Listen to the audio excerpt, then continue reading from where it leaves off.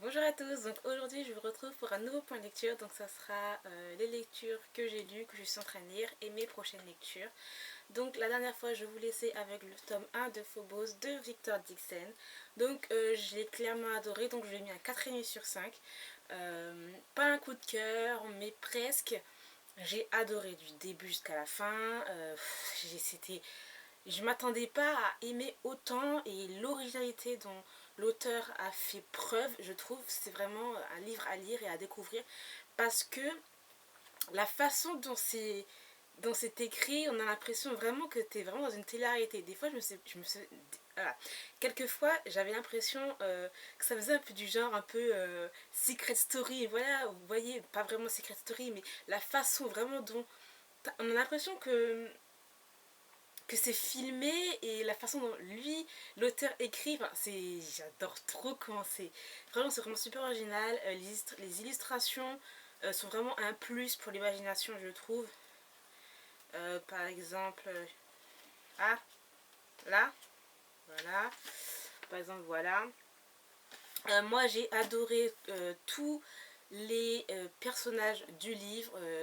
Ils ont des caractères différents, mais j'ai adoré. Il y a des moments où j'étais vraiment tellement à fond dedans que je souriais, je rigolais toute seule dans mon coin. Mais vraiment, vraiment, je vous le dis sincèrement, j'ai hâte de lire le tome 2. Voilà, donc bon, pour l'instant, je ne peux pas encore me l'acheter. Mais voilà, je me le lirai, mais à coup sûr, parce que la fin m'a je me demande ce qui va se passer pour ces personnages. Que va-t-il se passer pour ces personnages dans le tome 2? Comment l'auteur voilà, va écrire, enfin, va nous raconter cette suite. Mais voilà, c'est vraiment un super tome 1 et je le répète encore et je me répète et je me répète encore une fois. Mais vraiment à lire et à découvrir.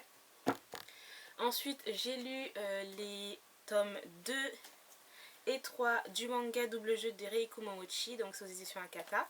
Donc j'ai adoré aussi. Quand j'avais lu le premier tome, je vous disais que ouais, j'ai l'impression que ça va être psychologique et tout, mais c'est un peu plus,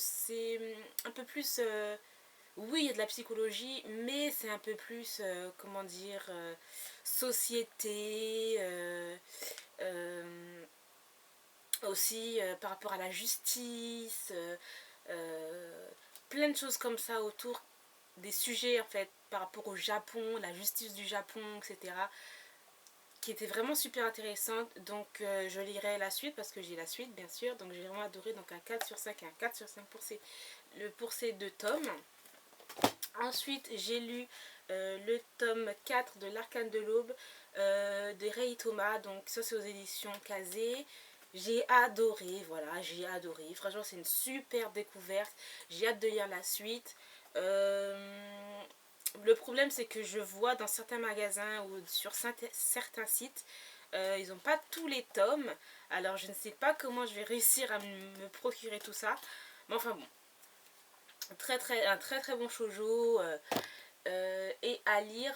Ensuite, j'ai lu La Nouvelle Vie de Nina de Minamori. Donc, c'est édition Panini Manga. Donc là, j'ai mis un 3 sur 5.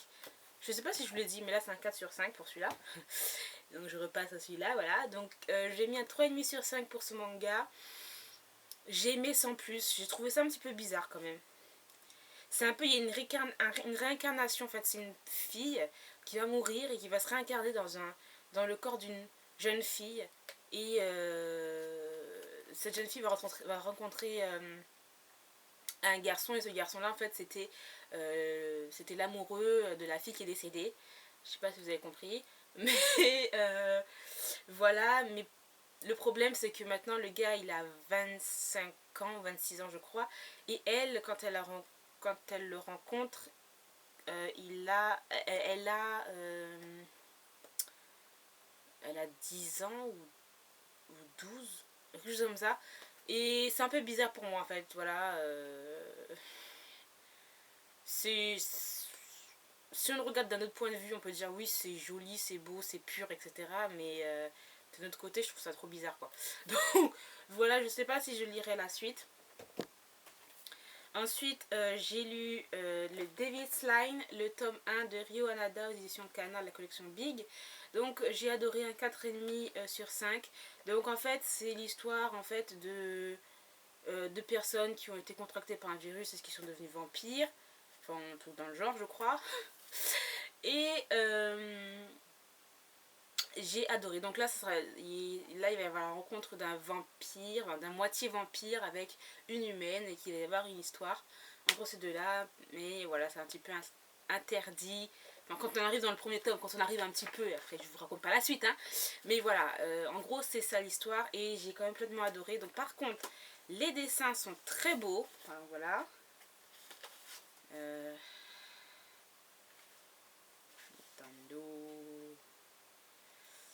Ils sont bien faits les dessins je trouve, voilà. Et je trouve que quand je l'ai lu, il y avait une certaine tension je trouve. Mais par contre, le personnage donc, que vous retrouvez là, il n'a pas la même tête à chaque fois, à chaque dessin. Je trouve qu'il y a des fois, le dessin est fait vraiment bizarrement. Parce que voilà, vous avez une tête comme ça. Je ne sais pas si vous allez bien voir avec la luminosité un petit peu pourrite. Mais voilà, là le dessin n'est pas super je trouve. Et puis je trouve que voilà, il n'a pas toujours la même tête. Ça change à chaque fois. Donc je sais pas pourquoi le mangaka a fait ses dessins comme ça. Parce qu'à chaque fois vous êtes en train de... Regardez, voilà. Voilà, c'est pas la même tête là et là. Je suis désolée.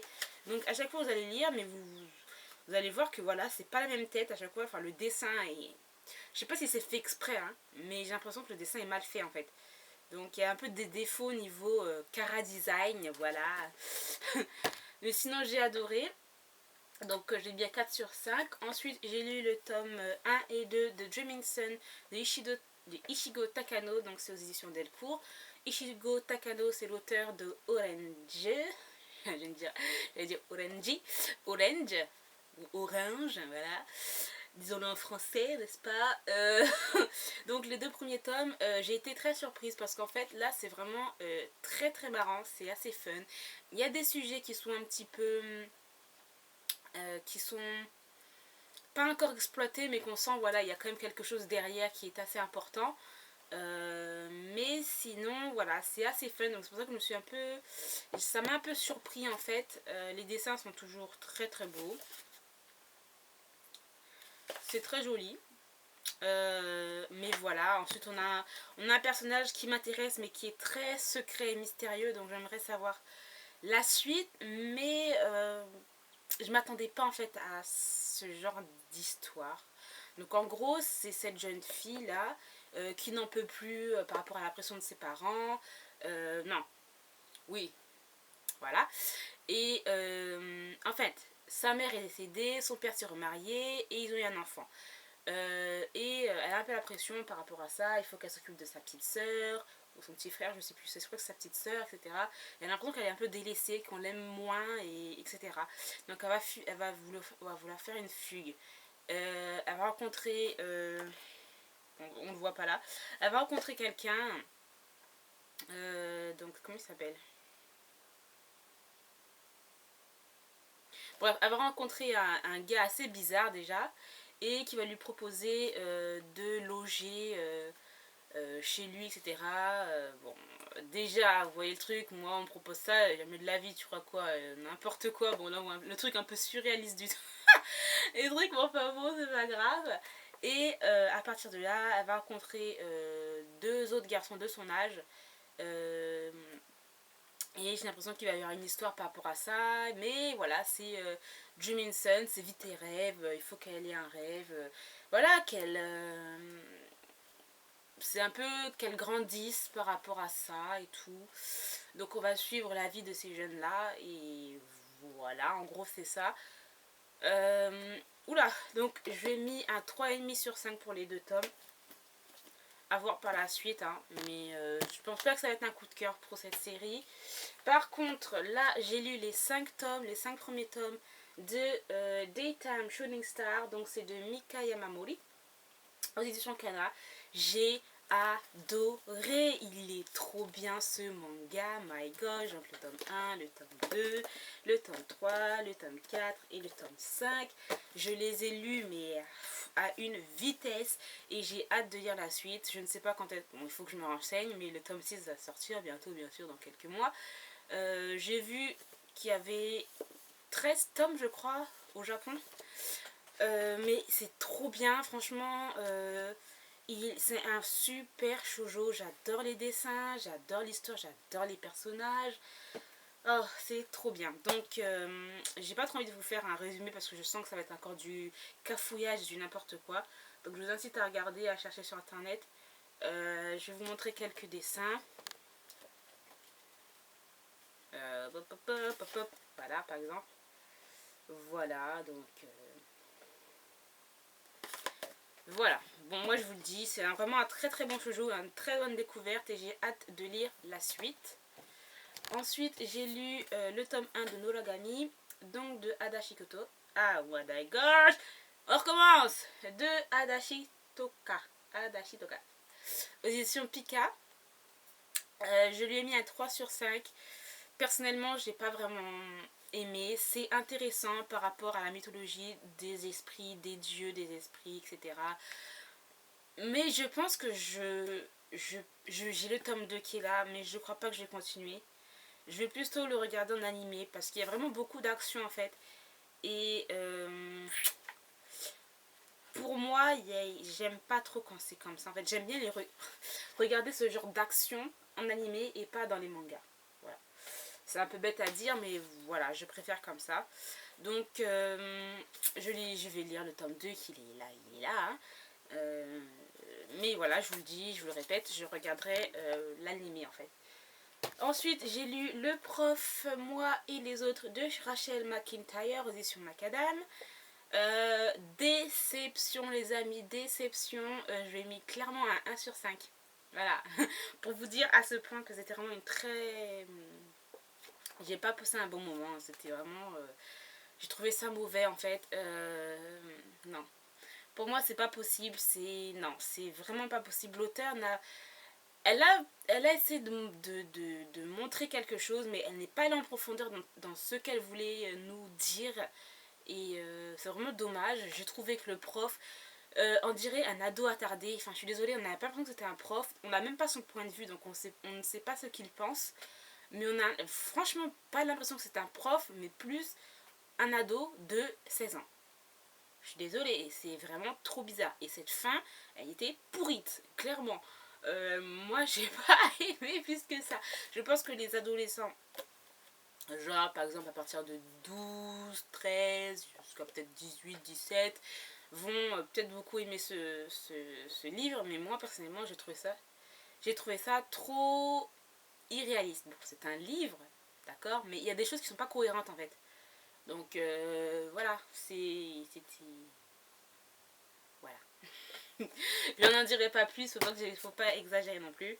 Ensuite, j'ai lu le tome 1 de Aphrodisiaque, donc c'est de Tomomi, l'édition Soleil Manga. Donc je lui ai mis un 4 sur 5. J'ai beaucoup aimé. Donc en fait c'est l'histoire d'une sorcière, enfin d'une fille qui ne sait pas qu'elle est descendante d'une sorcière.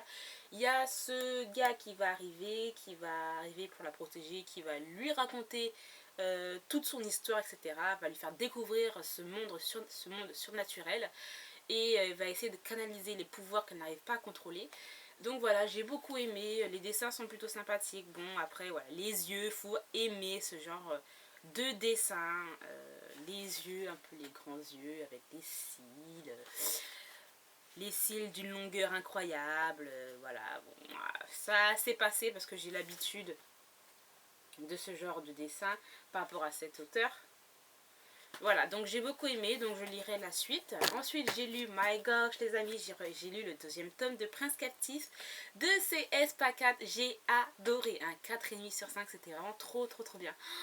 Et non mais là, le tome 3, il va sortir dans quelques jours, donc je sais pas quand est-ce que cette vidéo sera postée, mais je crois qu'il va sortir en février, le 6 février, 5, 6, 7 février, un truc dans le genre, en VO, donc en français, je ne sais pas du tout quand est-ce qu'il va sortir.